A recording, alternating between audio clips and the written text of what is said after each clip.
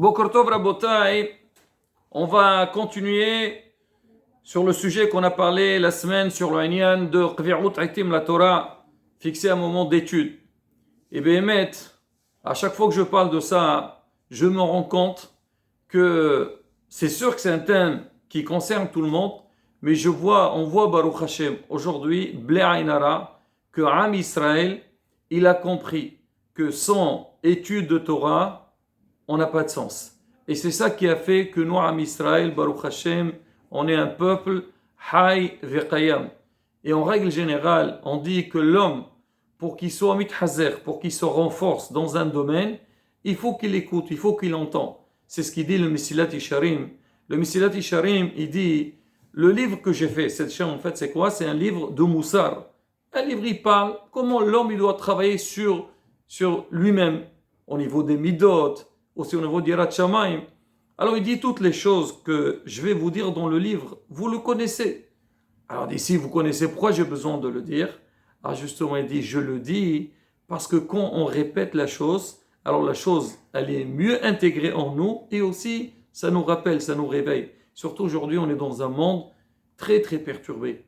Aujourd'hui, voilà, on entend tellement de choses. L'esprit, il n'est pas clair l'esprit aujourd'hui. Parce que, bon, à peine, même des fois, aujourd'hui malheureusement avec l'histoire, on va parler, comme on dit, on va être clair, avec le portable. Les gens aujourd'hui, ils dorment, ils mettent le portable à côté. Ils croient que le matin, dès qu'ils se lèvent, il va l'ouvrir. Qu'est-ce qui va se passer? Tu as dormi 6 heures, 8 heures. Tu crois que pendant ce temps-là, le monde il a changé? Non, il veut ça. Alors on prie, malheureusement. Alors si on a le portable allumé, alors donc on n'est pas concentré. Et des fois même il est éteint de temps en temps.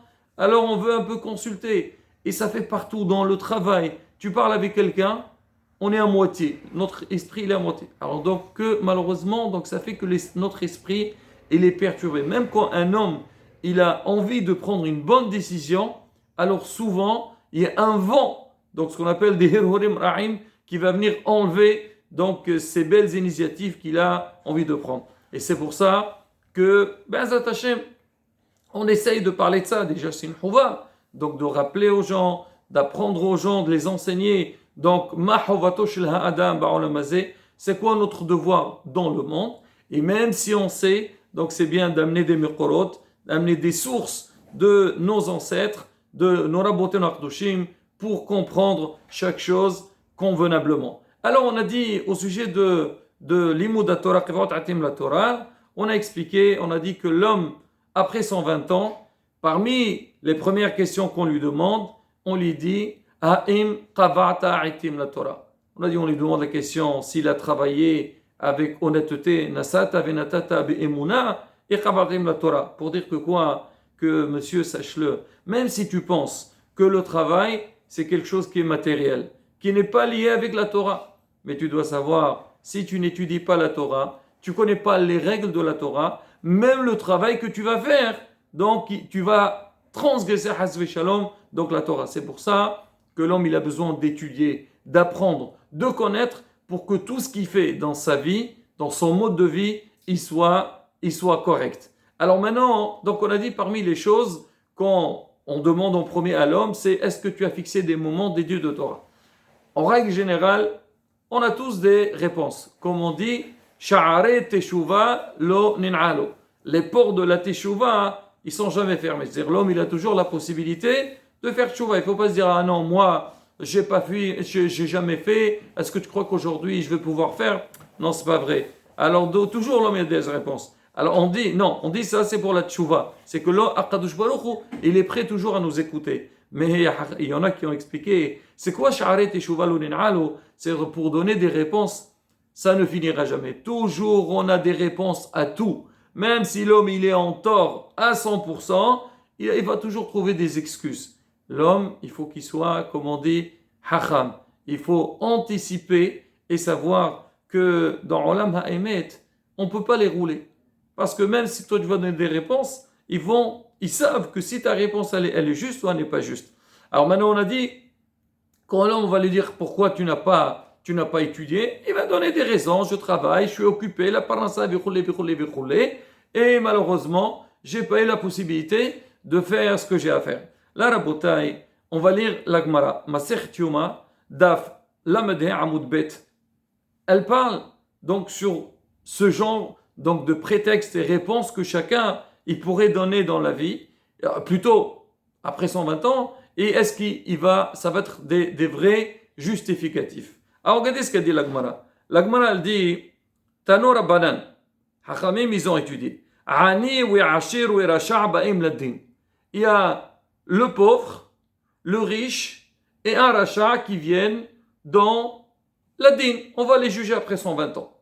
Alors pourquoi on va parler de ces trois personnes-là? Parce qu'on sait que l'homme, on dit Ani Hashuv Kemet, un homme qui est pauvre, il est considéré comme un mort. Ça veut dire quoi? Hasve Shalom, c'est pas qu'il faut négliger ou ne pas respecter Hasve Shalom, mais quand l'homme il est toujours dans le besoin, il a besoin des autres, donc c'est pas évident. Donc c'est quelque chose qui a... Alors si un homme, il n'a pas eu de mazal dans sa vie, il était Ani. Alors lui, il n'a pas étudié la Torah. Il va monter dans le ciel. On va lui dire, dis-moi, pourquoi, dites-nous, pourquoi tu n'as pas étudié? Il va dire, qu'est-ce que vous voulez? Eh ben écoutez, j'ai pas eu de mazal, j'avais pas les moyens, et puisque j'avais pas de parnassa, j'étais obligé de travailler toute la journée pour avoir donc ma parnassa, pour subvenir aux besoins de moi-même et de ma famille. Alors là-haut dans le ciel, il dit, tu dis que tu t'es Ani, est-ce que tu étais plus Ani que Hillel? Hillel Azaqen. On connaît tous Hillel, on parle toujours Bet Shammai, Bet Hillel. Alors la Gemara raconte que Hillel, il était très très pauvre. Et tous les jours, alors il allait travailler, la Gemara dit, donc il travaillait, il coupait du bois et il allait le vendre. Et la somme qu'il recevait, la moitié, il la prenait pour lui, pour sa vie, et la moitié, il la donnait aux gardes du Beth Midrash. Parce qu'à l'époque, pour entrer, donc étudier, il fallait payer. Il y a un garde. Il n'est pas payé par la communauté ou par le Beth Midrash. Chacun qui vient, il lui donne une pièce et avec ça, il a sa parnassa. Et lui, donc la moitié de ce qu'il gagnait, il l'utilisait pour qu'il puisse entrer dans le Beth Midrash. Pour dire quoi, Rabotai? Avec quoi il vivait? Il vivait par la valeur d'un ticket pour payer le gardien du Beth Midrash pour qu'on puisse étudier. C'était vraiment une pauvreté donc très très grave. Et lui, il venait étudier. Alors la Gemara raconte dans la suite, il y avait une fois, et Pa'amahat lo masal ishtaker. Il n'avait pas, il a essayé de travailler, il n'y avait pas. Il n'a pas pu donc vendre. Alors il a voulu malgré tout entrer dans le Beth Midrash, quoi, il va rester sans étudier, c'est pas possible. Alors le garde, le garde du Beth Midrash dit non monsieur, vous pouvez pas entrer, il faut payer. Celui qui paye, il entre, celui qui paye pas, il n'entre pas. Qu'est-ce qu'il va faire? Il va rester sans étudier, c'est pas possible. Pour lui c'est l'oxygène. La Gemara dit ala venitla viyashav al pi aruva qui dit shishma devrei Elohim hayim bishmaya ve'avtalion. Ils ont monté sur le toit. Donc il y avait un cheminée. Et donc il y avait donc le cheminée, on peut entendre à travers le cheminée.